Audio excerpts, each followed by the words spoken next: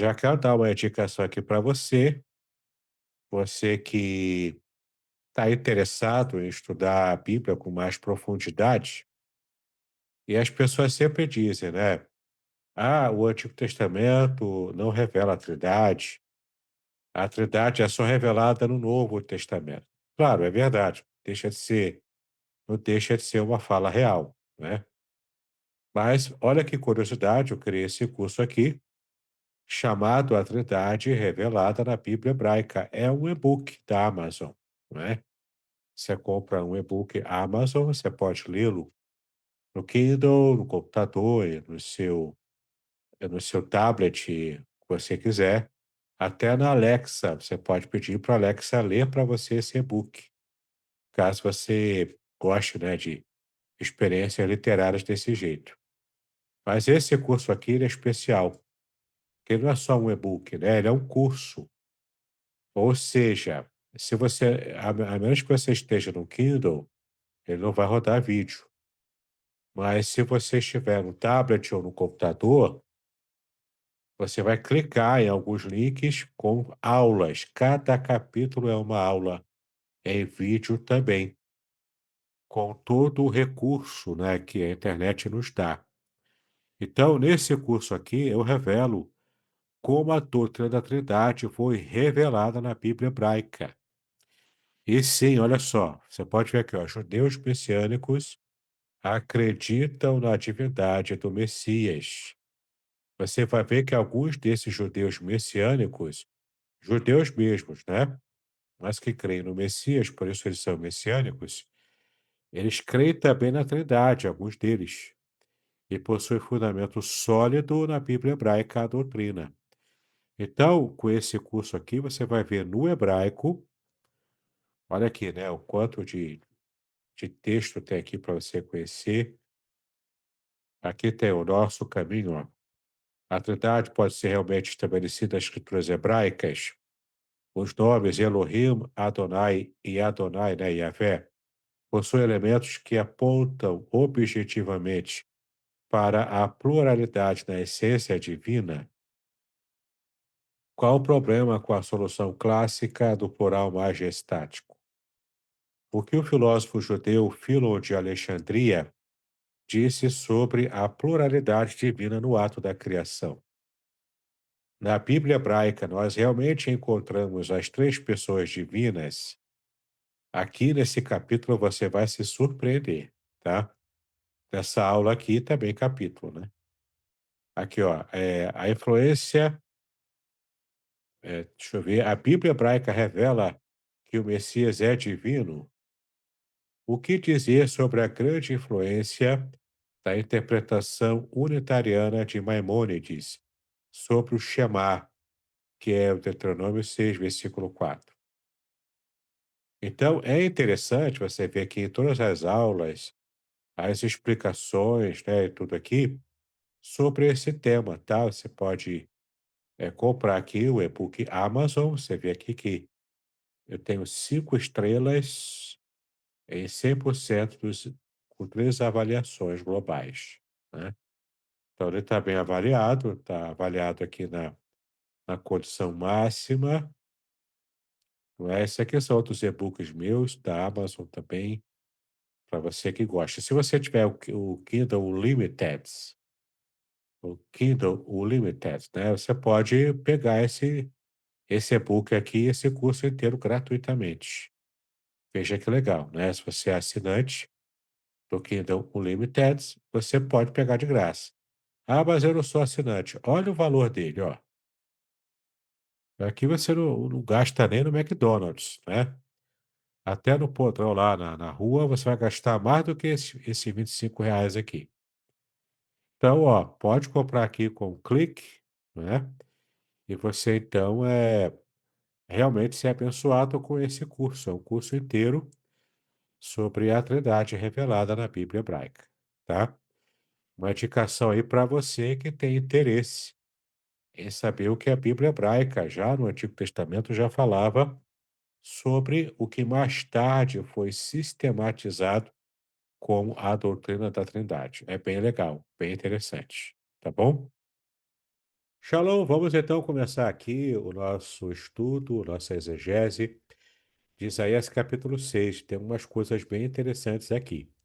Eu já quero começar com uma polêmica. Eu abri aqui o site da Bíblia Textual, também conhecida como BTX. Ela já foi traduzida e publicada aqui no Brasil em português pela BV Books. Mas ela não está disponível em português na internet. Mas em espanhol está. É uma publicação inicial em espanhol. E ela tem uma situação polêmica aqui que eu gostaria de mostrar para você. E daqui a gente começa a nossa exegese, o nosso start. Em Isaías capítulo 6, que você já conhece, é o texto do chamado de Isaías, né? Então eu abri aqui, ó, PTX4, Juan, Sociedade Bíblica Libero-Americana.net, tá? Esse é o endereço. Então você vem aqui para o Viejo Pacto, aí você tem aqui, né, os livros, e vamos lá para Isaías. Aqui a ordem é diferente, tá? Então Isaías vem aqui antes dos Salmos, tá?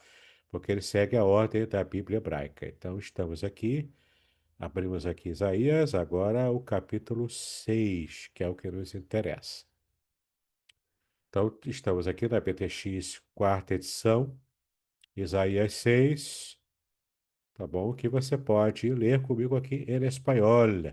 E você vai ver que é uma coisa bem interessante aqui, o tipo de solução que eles deram, tá? Depois eu explico por quê. Então, visión e misión, né? Deixa eu ver se eu consigo passar aqui para o português para vocês terem mais tranquilo. Ah, consegui, né? Para vocês conseguirem ler mesmo numa tradução feita pela internet em português, né? Então, visão e missão, Isaías 6 na BTX 4. Vai ficar parecido, mas não exatamente igual, mas parecido com a nossa tradução em português. E aconteceu que no ano em que o rei Uzias morreu, viu o Senhor assentado sobre um trono alto e sublime. Até agora está tranquilo, né?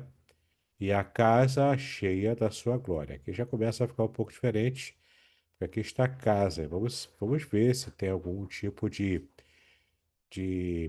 probabilidade, né? De se aqui está correto ou não. Aqui no versículo 2 é que vem a polêmica. Ó. Por causa da sua traição, os serafins foram postos de pé. Cada um tinha 6 asas, duas para cobrir o rosto, duas para cobrir os pés e duas para voar. E eles, um de cada vez, clamavam: Santo, Santo, Santo, hóstia. Aqui deveria ser hostes, né? De Yahvé, ou hostes de Adonai. A terra está cheia da sua glória. E os umbrais das portas tremeram ao clamor da sua voz, e a casa encheu-se de fumaça. Então eu disse: Ai de mim, estou morto, eu, o homem de lábios impuros, que habito no meio de um povo de lábios impuros. Eu vi com os meus olhos o rei Adonai Sebaotes. Mas um dos serafins voou até mim com uma brasa acesa na mão, que havia tirado do altar com uma tenaz, e tocou a minha boca com ela, dizendo: Eis que isto toca os teus lábios. A tua iniquidade foi tirada e o teu pecado foi purificado. Então ouvi a voz do Senhor que dizia: A quem enviarei? Quem irá por nós? Então eu disse: Aqui estou, envia-me. Então ele disse: Vai e diz a este povo: Este é o plano do Senhor. Ouvirás com os teus ouvidos, mas não entenderás. Vendo, você verá, mas de modo algum perceberá. Porque o coração deste povo está endurecido, e os seus ouvidos ouviram tardiamente e fecharam os olhos, para que não vejam com os olhos e ouçam com os ouvidos, e entendei que é com o vosso, e entendam, né, com o vosso coração, e convertei-vos. Mesmo assim eu os curarei. E perguntei: Até quando, Adonai? Ele declarou: Até que as cidades fiquem desoladas e sem habitantes, e não há homens nas casas, e a terra se torna uma desolação completa. Até que o Senhor tenha removido o homem, e os lugares abandonados são muitos no meio da terra. E ainda que reste nele a 10ª parte, será varrido novamente.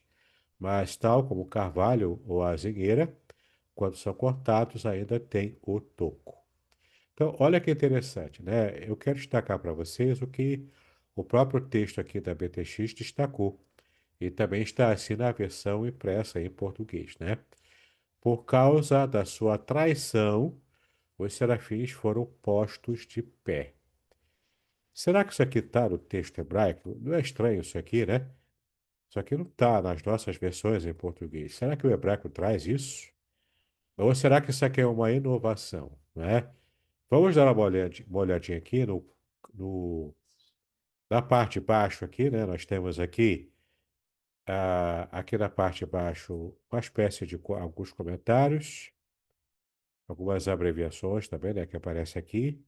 Mas olha só, no versículo 1. A casa teme, é o texto massorético, que traz a orla do seu manto. Vamos já olhar já no hebraico lá, né? No texto massorético. Mas aqui, será que aparece a orla do seu manto ou a casa, né? Por que que eles traduziram aqui como a casa? 6, versículo 2. Aqui que está o grande fator polêmico. Por causa do ato traiçoeiro, da traição, né? Que é o homônimo, tá vendo que é o homônimo de Me'al.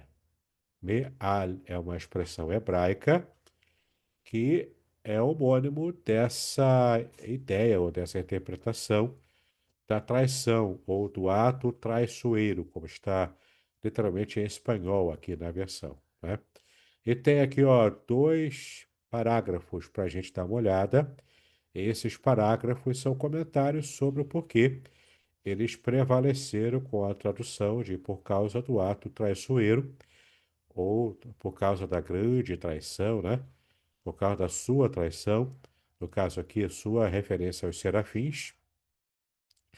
Por isso que eles estavam postos de pé, tá bom? E falavam a santidade de Deus, esses tais serafins que estavam de pé, segundo aqui a BTX, por causa do seu ato traidor, tá? Que é muito estranho isso, né? Por causa da rebelião de alguns anjos, então os outros estão pagando pato lá, servindo a Deus, talvez de modo subalterno, não sei qual é a ideia que eles tiveram aqui. Mas vamos dar uma olhada lá, e daqui a pouco a gente vai ver no hebraico a expressão meal, tá? Vamos primeiro abrir aqui no parágrafo 168 para ver o que que diz lá, né? Aqui, sobre os homônimos. Aqui, deixa eu ver se eu acho aqui, ó, a causa do ato traidor, né? Vamos traduzir aqui para o português.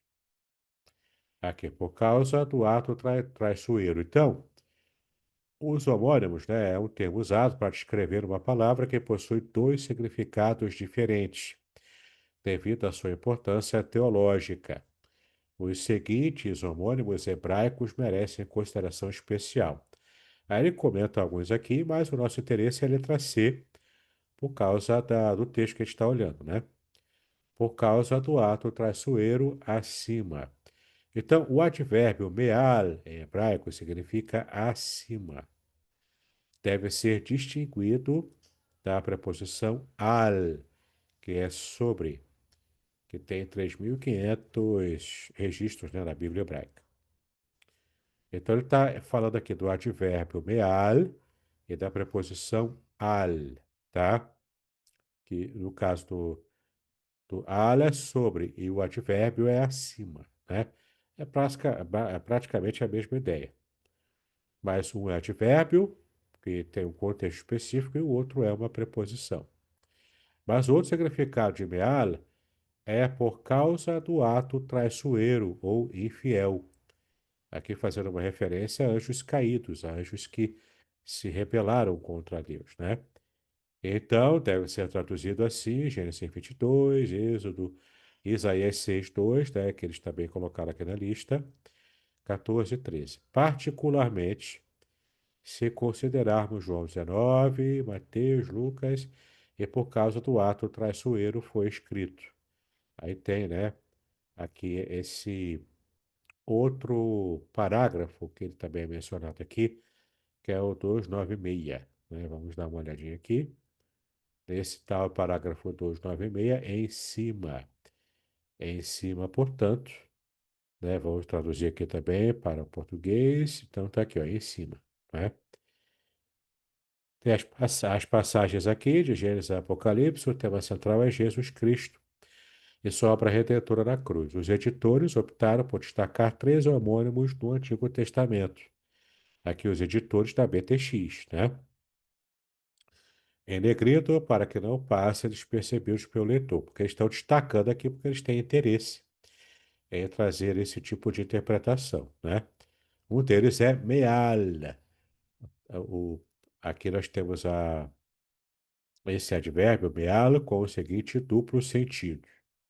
Sobre, que é o mais normal, ou por causa do ato traiçoeiro, né? Como eles estão falando aqui, né?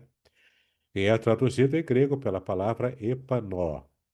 Por causa do seu ato traiçoeiro, Satanás disse consigo mesmo: subirei ao céu, erguerei meu trono acima das estrelas de Deus e me assentarei no monte da Assembleia. Subirei acima das altas nuvens para o norte e serei como Elion. É o texto conhecido de Isaías 14.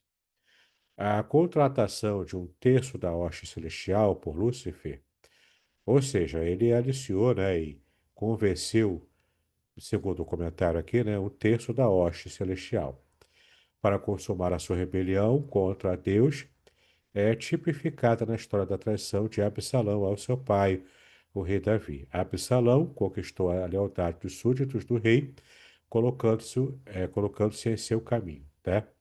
As traições, né, que acontecem muito em situações de governo, de reino, enfim.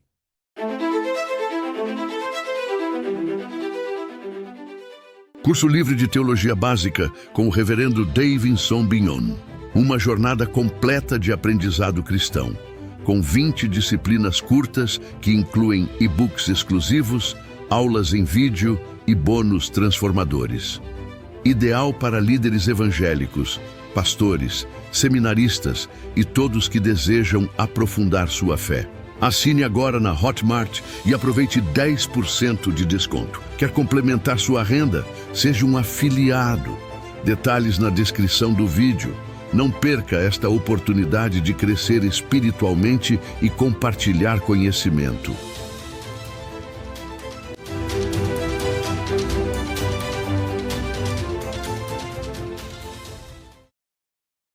Pronto, parece que eu voltei, né? Estão me ouvindo bem? Sim, Beleza, então vamos tentar recuperar aqui, né? Que não caia mais. Vocês que são devotos aí de Santa Teresina, né? Façam por gentileza as rezas aí. Deixa eu fechar aqui o WhatsApp. Pronto, vamos tentar retomar aqui, né? Então, nós temos aqui uma interpretação. Então, a Bíblia BTX, que é chamada de Bíblia textual, ela tem uma característica diferente das demais Bíblias do mercado, tá? Ela é bem interessante no sentido de ser diferente, né? Porque ela não se baseia apenas no texto hebraico da Bíblia hebraica Suricartência. Ela faz um cotejamento com a Septaginta, que é a versão grega, ela faz um cotejamento também no texto do Antigo Testamento. Ela compara e faz cotejamento com a Bíblia, um outro códice também, chamado Códice de Alepo. Ela também considera os manuscritos do Mar Morto na sua tradução e também ela considera a tradição rabínica, a tradição judaica, e incorpora isso na tradução, tá? Então, o Novo Testamento, a gente tem o texto crítico do Novo Testamento, que é o texto do Nestlé Aland, na 28ª edição, que é o texto crítico, normalmente, né, que a gente está acostumado, e para a gente não há nenhum problema em entender que os melhores manuscritos em todos aqueles mais de 5.000, né, que tem disponível para o Novo Testamento. Então é tranquilo para a gente entender que os melhores textos na crítica textual são apresentados no Novo Testamento. Mas no Antigo Testamento tem o que se chama de texto eclético. E o que é o texto eclético? É um texto, aliás, o eclético não, perdão, o eclético é o texto crítico. O que a gente chama no Antigo Testamento é o texto diplomático. E o que é o texto diplomático? É uma tradução, né, em que você tem apenas um papiro, ou apenas um texto, um rolo inteiro, apenas uma tradição textual que você vai traduzir. Então, você vai considerar, vai eleger, dentre outras, um texto, né, como sendo original, por motivos históricos, motivos, às vezes, doutrinário, até motivos críticos mesmo, né, de literatura crítica. E então você elege um, e a partir desse texto eleito, você então faz toda a tradução, no caso aqui do Antigo Testamento. Então, as nossas traduções em geral, inclusive o nosso trabalho aqui no hebraico e exegese, é trabalhar o texto diplomático da Bíblia hebraica estude cartense. Mas a Bíblia BTX, ela segue um caminho diferente. E você percebe aqui, ó, já de cara no versículo 2, um detalhe que não faz muito sentido para a gente. Para a gente que está acostumado a seguir aqui, né, com os nossos textos tradicionais, as traduções normais em português, você percebe aqui que de fato está bem diferente aqui, né, como eles fizeram, por causa de um detalhe envolvendo aqui um advérbio, o advérbio meal. E eles levaram isso tão a ferro e fogo que eles colocaram isso aqui na tradução em português, né, ou no caso em espanhol, o que é bastante curioso, tá?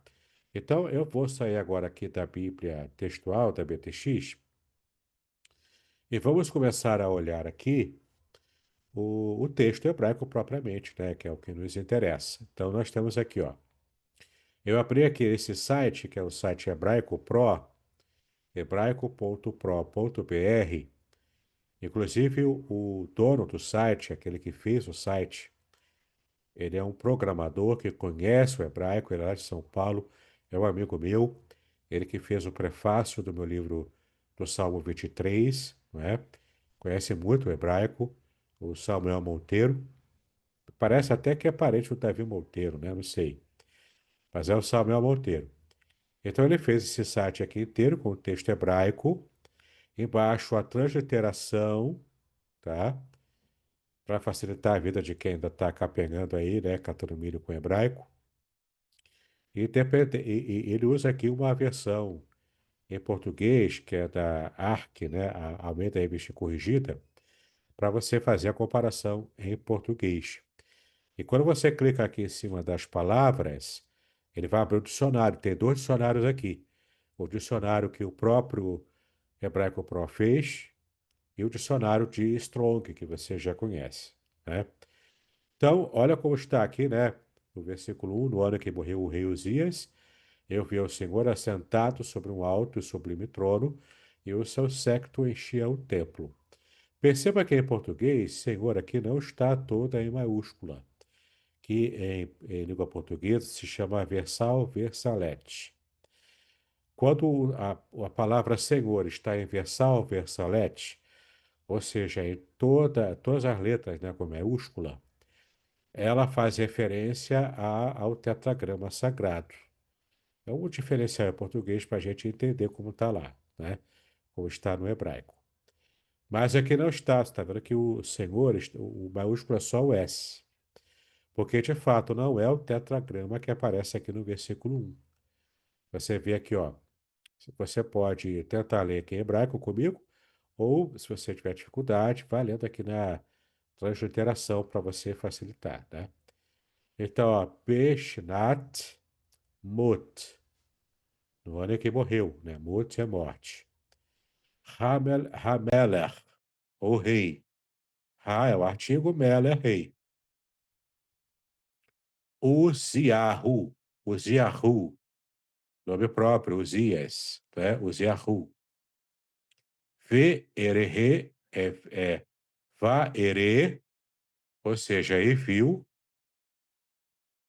No caso, va-ere é eu vi, né? Et Adonai, ó, o Senhor. É Adonai que está aqui, não é o tetragrama sagrado, é Adonai. Et Adonai, Yoshev, sentado, assentado, al-Kisi. Al é a preposição, sobre. Não é ainda o tal advérbio, né, que a BTX falou lá. Al-Kisi, ou seja, al-Kisé, né? Al-Kisi. Então, é sobre o trono, que se é trono, né, o assento do rei. Ram, alto, Venissá, e sublime, bonito, glorioso, né? Veshulaev, Veshulaev e o seu séquito. O séquito aqui são os umbrais, né? São as pontas desse trono. Umbrais não, são aquelas pontas do trono, aqueles quatro lados do trono, né? Aquelas quatro pontas do trono, que a gente coloca aqui como séquito, né? E os seus umbrais, os seus quatro cantos do trono, melema, melema, encher, o verbo encher, né? Encher no sentido de completar, né? Está totalmente e completamente ali, entendeu? Algo pleno ali, plenamente, enchendo o tempo plenamente. Como? Ele encheu o templo plenamente com uma fumaça, tá? Et ha-aikol, aliás, a fumaça vem depois. Et ha-reikol, esse ha-reikol é o templo, tá? No caso aqui é templo. Então, de fato, embora a casa apareça ali na BTX, que você viu, né? Mas no versículo 1 está templo, tá bom? Não aparece casa aqui. Vamos ver aqui o versículo 2, que é o versículo que nos deu essa polêmica, né? Os serafins estavam acima dele, cada um tinha 6 asas, com duas cobriram os seus rostos, e com duas cobriram os seus pés, e com duas voavam. Então, esse acima dele é o tal Meal, que de fato é o que aparece aqui, né? Só que aparece de um jeito que você vai ver agora, tá? Então, primeiro já temos aqui a palavra serafim. Serafim é o plural masculino, você já sabe que im é a terminação plural masculino, né? Então, é o plural masculino de saraf.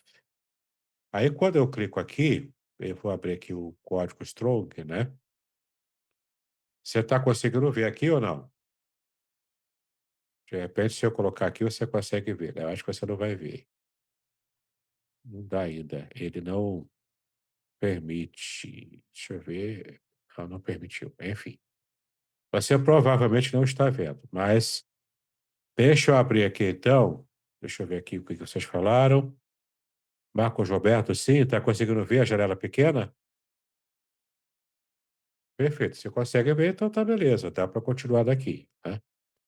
Eu não preciso buscar uma outra solução. Então, a palavra xará é saraf, na verdade, é saraf. Pode ser traduzida como serpente ou serpente abrasadora. Abrasadora que envolve o fogo. E o fogo aqui não é uma serpente de fogo flamejante, como na cultura chinesa ou algo assim, né? Aqueles dragões chineses. Não, não é isso. Abrasadora porque quando a serpente morde a pessoa, queima como se fosse fogo, né? Então era essa a ideia antigamente. Então, serpente ou serpente abrasadora, serpente venenosa, abrasadora por causa do efeito de queimação do veneno, né? quando a serpente morde. E aqui vem o tópico 2, né? Serafim ou serafins. Então, esses serafins são seres majestosos com 6 asas. Cada um tinha 6 asas. Mãos ou vozes humanas a serviço de Deus. Então, preste atenção. Entenda que quando aparece aqui serafim, aqui já está no plural, né? É o plural de saraf, que, dependendo do contexto, é serpente abraçadora, ou no caso aqui, anjos, né? Se refere a seres angelicais. Então, serafim ou medima, mi-ma'al. Aqui é que aparece o advérbio mi-ma'al. Ou seja, eles estavam acima de quem? Dele, tá? Ou seja, eles estavam acima de quem? Do trono, ou do quê, né? No trono. Ou seja, eles estavam acima do trono servindo a Deus, no seu trabalho de serafim, né? Que é uma serpente, era talvez um anjo que tinha uma forma parecida com serpente ou algo assim, mas eles eram anjos que estavam ali servindo a Deus. Então, quando no versículo 2 a Bíblia BTX interpreta, voltando aqui, né, que os serafins estavam postos de pé, servindo a Deus, por causa da traição, que aqui se remete, faz referência a Satanás e aos anjos que caíram com ele, essa é uma tradução interpretativa. Como eu já disse, a Bíblia BTX, ela não tem um compromisso de ficar presa ao texto hebraico, o texto diplomático hebraico, tá? Mas ela faz aquela colagem, né, de várias fontes para poder fazer um texto crítico, assim como o Novo Testamento. Só que ela induz a uma interpretação aqui que, ao meu ver, é uma interpretação bastante complicada, tá? Porque está deixando a entender que o fato desses anjos estarem servindo a Deus é quase como uma punição, ou algo assim como uma punição, porque essa classe angélica se rebelou contra Deus, entende? É uma interpretação estranha, inclusive a propósito do próprio texto. Não tem nada a ver, na minha opinião, uma coisa com a outra, né? Então, embora a PTX ache alguma lógica nisso, eu sou mais tradicional nesse ponto até, né? Eu prefiro as nossas traduções tradicionais, né, entendeu? Eu não vou embarcar uma aventura interpretativa e de tradução apenas para me colocar como descolado, né? Alguém que olha só como é que ele é moderninho, né? Eu não preciso disso, né? Eu fico então com a tradução normal. E aqui, de fato, é um advérbio que significa acima de. Quer ver? Vamos lá para o Strong novamente. Aqui, ó. Parte mais alta, parte de cima. É um advérbio, é mal, né? Em cima, com preposição, né? Que não é o caso aqui, é advérbio. Em cima de, acima é lugar mais alto que com o locativo. Para cima, mais alto, acima. Então, você percebe aqui que é o texto hebraico dizendo que os serafins estavam acima do trono. Ah, mas como é que pode, né? Deus está no trono, então é uma forma eufemística de dizer que os serafins estavam acima do próprio Deus. Aqui diz do trono, entendeu? Então eles estavam circulando ali pelo trono. Não é estar acima no sentido de ser mais poderoso, de ter mais autoridade. Não, nada disso. Eles estavam ali servindo, circulando, né?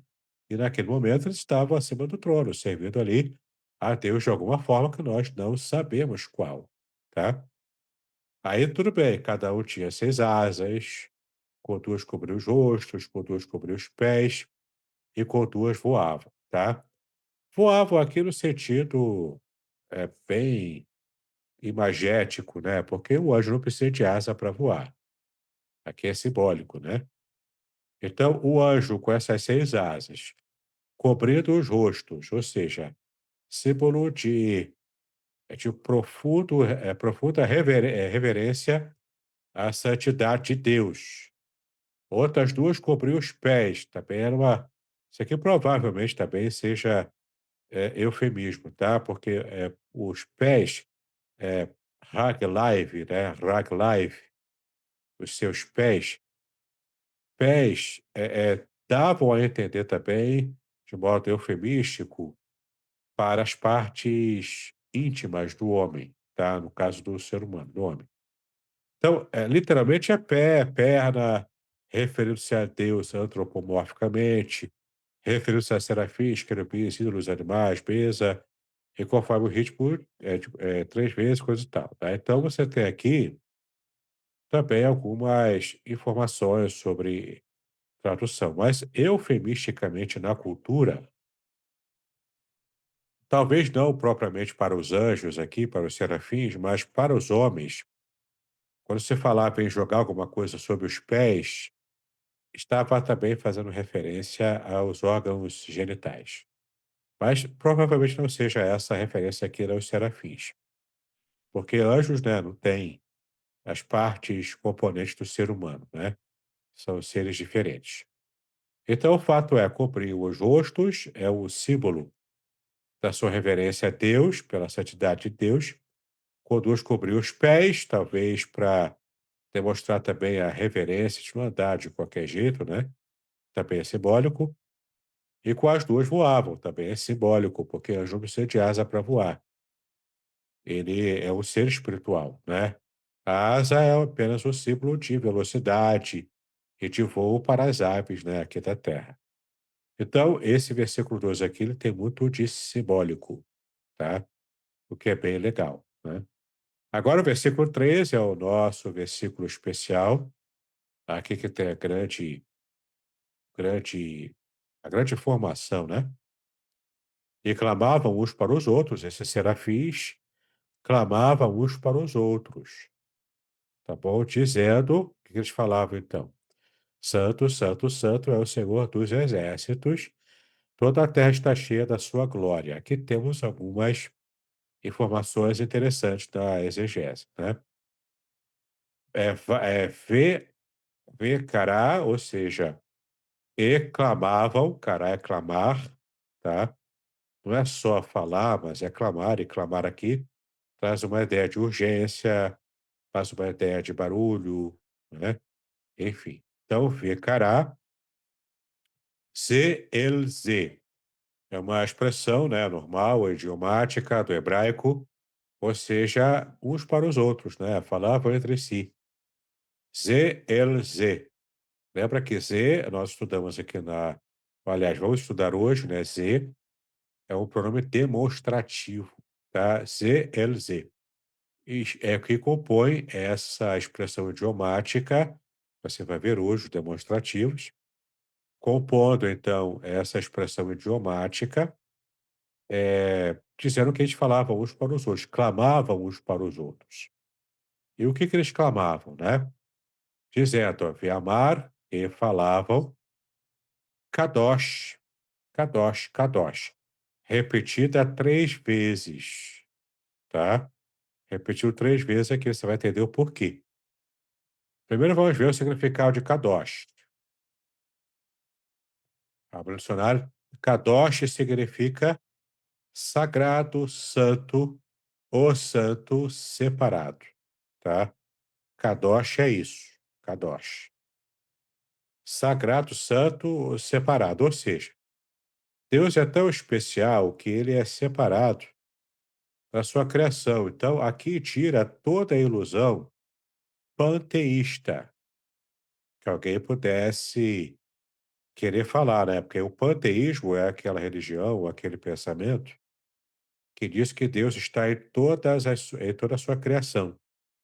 Então, se você quer conhecer Deus, conheça a sua criação. Conheça a ciência, conheça a geografia, conheça a história, né, Deus está na história, enfim, é panteísmo, né. Deus está nas pessoas, nos animais, nos acidentes geográficos, nos objetos, Deus está em tudo. Essa ideia panteísta, ela é rechaçada na Bíblia, tá? Porque, de fato, o que eles falavam aqui é que Deus é santo, e dando ênfase a essa santidade, porque Deus é separado, ele não é comparado com ninguém. E assim como Deus é tão especial que não pode ser comparado com ninguém devido à santidade, a sua santidade, o nível de perfeição, não é? Por causa disso, nós também temos que ser santos, separados como ele é. Eu não posso ser qualquer um, eu não posso me vestir como qualquer um, eu não posso falar como qualquer um, eu não posso agir como qualquer um. Entende? Aqui você pode entender literalmente aquela ideia que a sua mãe te falava quando você era criança, né? Ah, eu quero ser igual a fulano. Ah, mas você não é qualquer um, né? Você é o meu filho, você não é qualquer um. Então, de fato, Deus também fala assim pra gente: vocês não são qualquer um, vocês são meus filhos. Então, kadosh, santidade ao Senhor, é muito importante. E esse é um atributo tão especial e importante de Deus, que aqui o profeta Isaías está repetindo 3 vezes kadosh. Geralmente no hebraico, quando repete 2 vezes, é para dar ênfase. É uma expressão idiomática também. Por exemplo, Jesus falava, né? É verdade, vos digo, entendeu? Repetiu 2 vezes, é para dar ênfase. Era uma forma típica de se falar na mentalidade hebraica. Aqui repetiu 3. Não tem, assim, nada muito especial em repetir 3 vezes, a não ser dar a ênfase, né? Talvez dar uma ênfase aqui até maior do que repetir apenas 2 vezes. Mas o fato é, e clamavam uns para os outros, dizendo: Kadosh, Kadosh, Kadosh, Santo, Santo, Santo, Adonai, e aqui já é o tetragrama agora, tá? Adonai é o tetragrama, Sevaot. Sevaot vem de Savá, quer ver, ó? Vamos abrir aqui o Strong, aqui, ó, é Savá, Savá. O que vai adiante, exército, guerra, arte da guerra, tropa, tá vendo? Aqui o contexto é de guerra mesmo, né? De exército. Então, você tem que usar os vários As e o P e o C, né? Então, exército, tropa, tropa de exército organizado, exército de anjos. É nesse tópico aqui que apresenta aí a de Sevaot. E de Sevaot, a terminação ot é o plural feminino, porque Savá é uma palavra feminina, né? Então, você tem aqui de Sevaot, ou seja, o plural feminino, referente aqui no contexto ao exército de anjos, tá? Referiu-se também, de repente, em outro contexto, referiu-se ao Sol, à Lua, estrelas, que conta como exército de Deus também, né? Mas é metafórico. Referindo-se a toda a criação, também é o contexto mais abrangente. E tem aqui, ó, a letra B, guerra, hasta guerra, serviço militar, sair para a guerra, e o C, serviço militar, unicamente, né? O que você percebe, então, aqui, que Tsevaot é o Senhor dos exércitos, que domina os exércitos, no plural, dando ênfase nessas milícias angelicais tremendamente grandes, tá? Numerosas, poderosas também. Então, o Senhor dos exércitos, por que que ele é santo, santo, santo, né? Então, uma das características disso é que toda a terra está cheia da sua glória. A palavra kevodô em hebraico aqui, né, vem de kavod. Kavod, ó, é glória, tá? Glória, honra, glorioso, abundante, abundância, riqueza, honra, esplendor, glória, honra, dignidade, honra, reputação, reverência, glória, glória, né? Vem, aqui não fala, mas vem da palavra, da raiz kavad, e kavad significa peso, tá? Então, quando você fala glória, é essa luminosidade, essa luz luminosa, essa, às vezes até a fumaça luminosa, como a gente vai ver agora, no versículo 4, fala da fumaça. A glória de Deus é uma fumaça luminosa, tá?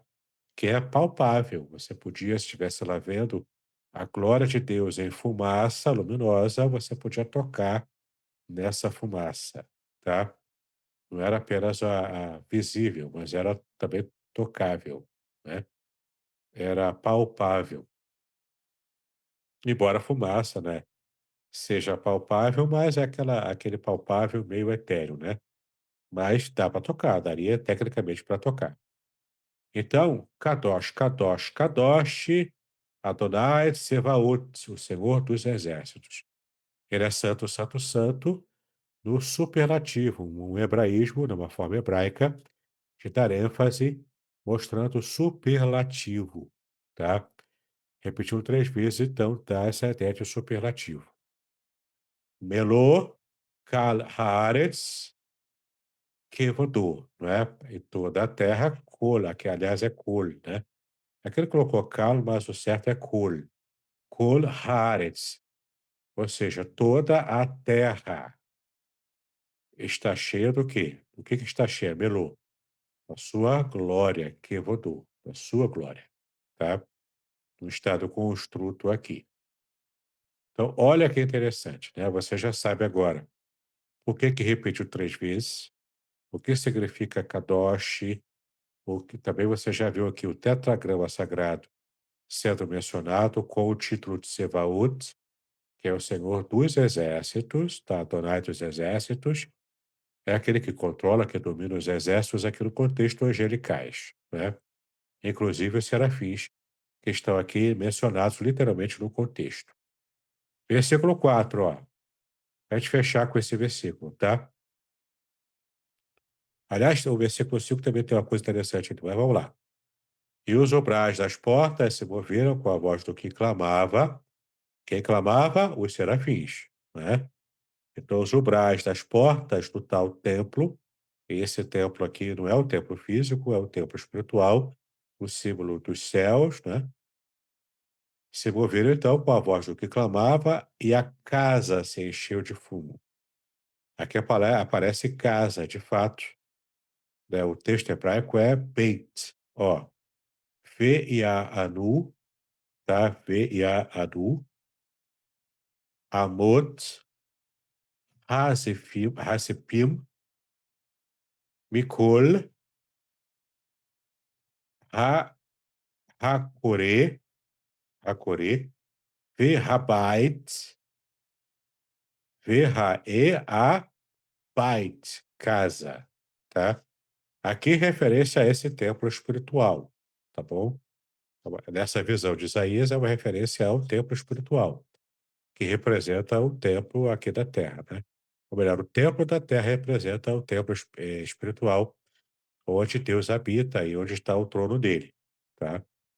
Então, e a casa Imalê se encheu de quê? De assana. Assan é fumaça, tá? Você pode ver aqui, ó, no Strong, fumaça, com metáfora, símile e fumaça, né, propriamente. Então, na sua versão pode até estar fumo, como está aqui na Ark. Mas aqui não é fumo de cigarro, né? É fumo de fumaça. Que fumaça é essa? É a glória, a kavod. É a kavod, a glória de Deus, aquela fumaça luminosa, palpável, que Isaías conseguiu perceber que era a presença de Deus ali, vista, né, a olhos vistos ali, tá? E perceba, no capítulo 6, tá, Isaías já era profeta, já estava profetizando. Ele era profeta palaciano.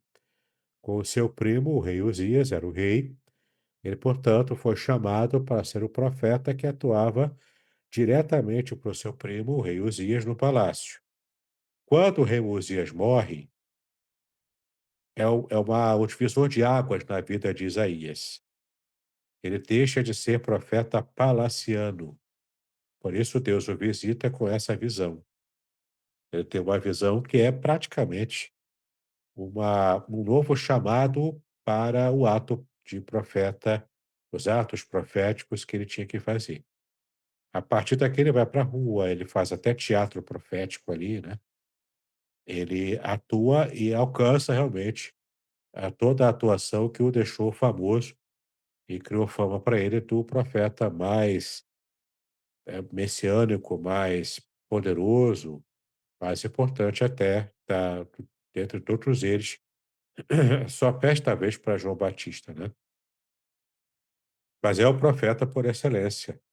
Isso acontece depois aqui do capítulo 6, quando há o rompimento com a sua atuação palaciana, devido justamente à morte do seu primo, o rei Uzias, tá. Agora aqui, ó, Vaianu Vaianu Amot Haspil Mikol Hakor Verhabait Imale Ashan, né. Eu li Assan, mas é Ashan, que é fumaça, tá, essa fumaça gloriosa. O versículo 6 eu acho que dá para fechar com esse. Não, o 6 também, né, o 5 e o 6 tem que fechar com eles. Então, versículo 5: "Então disse eu: Ai de mim, que vou perecendo, porque eu sou um homem de lábios impuros, e habito no meio de um povo de impuros lábios, e os meus olhos viram o rei, o Senhor dos exércitos." Novamente ele repete aqui, Senhor dos exércitos, Adonai Tsevaot, e aqui é o tetragrama, né, ele vai repetir aqui, que é um termo bastante usado por Isaías também, né. Mas ele fala aqui, ó, Oi li é ai de mim. Em hebraico, ai é oi, entendeu? Então, se você fala ai, ai, ai, fulano de tal, né? Você está falando oi, oi, oi, em hebraico, tá? Então, oi li, ai de mim, não é? Ele estava lançando um ai profético contra ele mesmo. Geralmente o profeta fala, ai de ti, Corazim, ai de ti, Betsaida, não é? Ai de ti, Jerusalém, que pecou assensado. O ai é a expressão, a interjeição que demonstra o juízo divino. E ele esteve então aqui pronunciando o juízo divino para ele próprio. Ai de mim, oi li. Por quê? Que é por quê, né? Que nidemeit, que ish, temer, Sefataíma. Sefataíma. Ou seja, eu sou um homem. Por que que ai de mim, né? Porque eu sou um homem que tem lábios impuros. Anorri, eu. Aqui, ó, anorri é o eu arcaico, né? Você estudou na aula passada comigo. Anorri, o eu arcaico. E eu, o Bitor, tá vendo? O Bitor, é, ama, temer, ou seja, eu habito com o povo Shefataima, de lábios impuros também, não é? Também é de lábios impuros. Arohi Yoshev que et haklet Adonai. E os meus olhos, né, Yoshev, eu com os lábios impuros habito.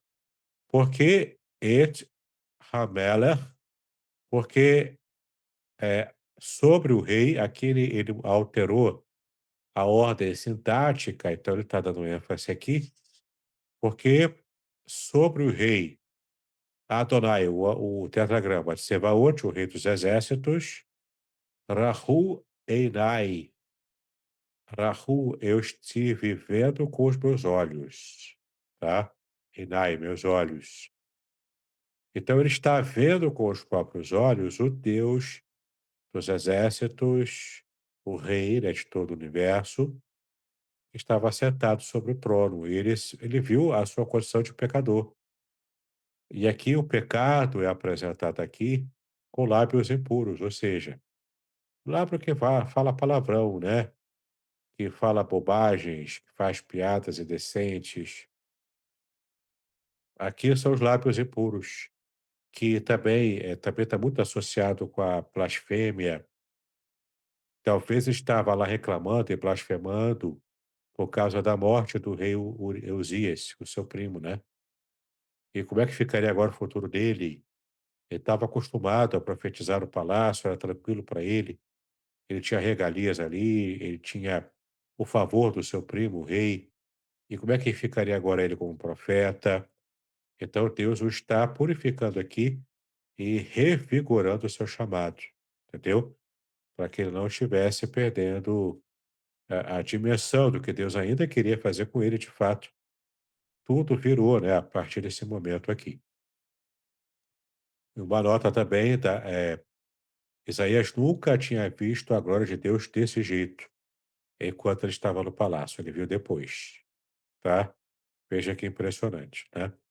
Ele acostumado e chorando talvez as pitangas lá, por causa da morte do rei, seu primo, e queria talvez ter que deixar o palácio, ele viu um palácio muito melhor, o palácio do rei soberano sobre tudo e sobre todos. Não era apenas o rei Uzias aqui, era o próprio Deus, que era o rei do universo, né? Ele teve uma visão muito mais majestosa do que aquela que talvez ele estivesse lamentando, por isso com os lábios impuros, né? Mas outros serafins voam para mim, trazendo na sua mão uma brasa viva, que tiraram do altar com uma tenaz. A tenaz é aquela pinça, né? Aquela pinça assim, que você pega uma brasa fumegante, né, no forno, para você não se queimar. Claro que também é simbólico aqui, mas essa brasa que ele tira, né? A brasa viva lá do altar onde Deus estava, que era o palácio, vira altar agora lá, altar de sacrifício.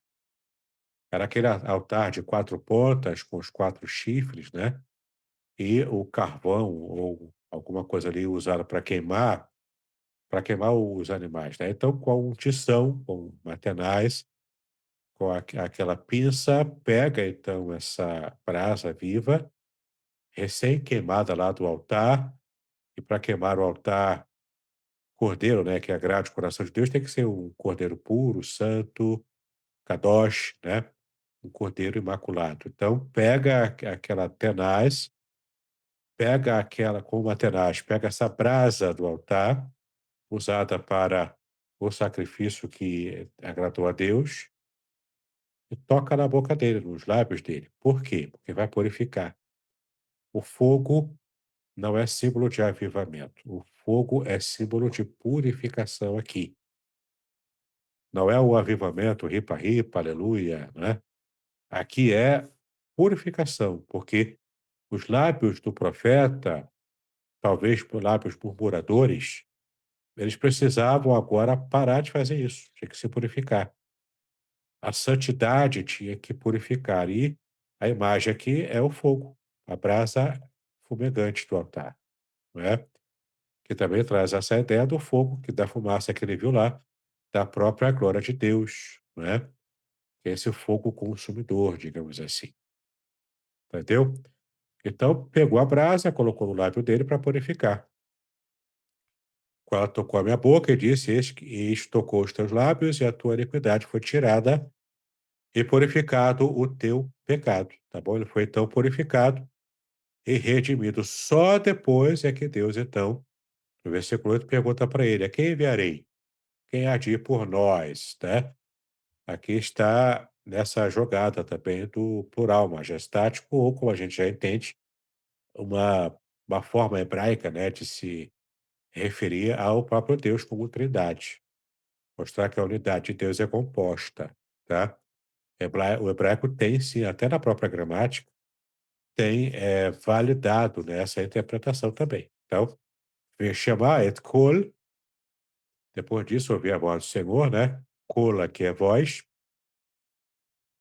et kol Adonai, aqui é o título, Senhor, Omer, et mi, Eshla, umi, velak, lanu. Vaomar, Hineni. Hineni é eis-me aqui. Outra expressão idiomática, eis-me aqui. Selah Reni.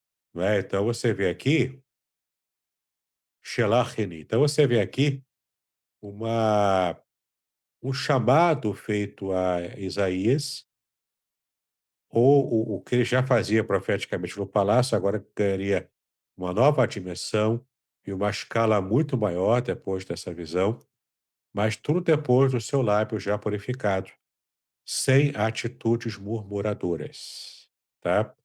Que o murmúrio, a murmuração é um pecado muito sério na própria cultura bíblica, tá bom? Não é tranquilo de se lidar com isso não, tá?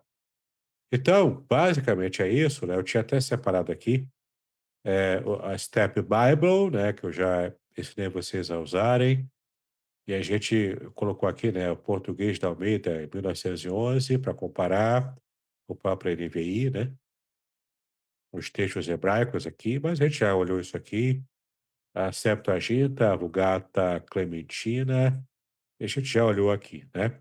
Então, deixa eu só fechar aqui, também tinha aberto aqui o Bible Hub, caso a gente quisesse ver alguma notação gramatical, mas também já conseguimos aqui, fechar o texto, né. Também cheguei a abrir aqui a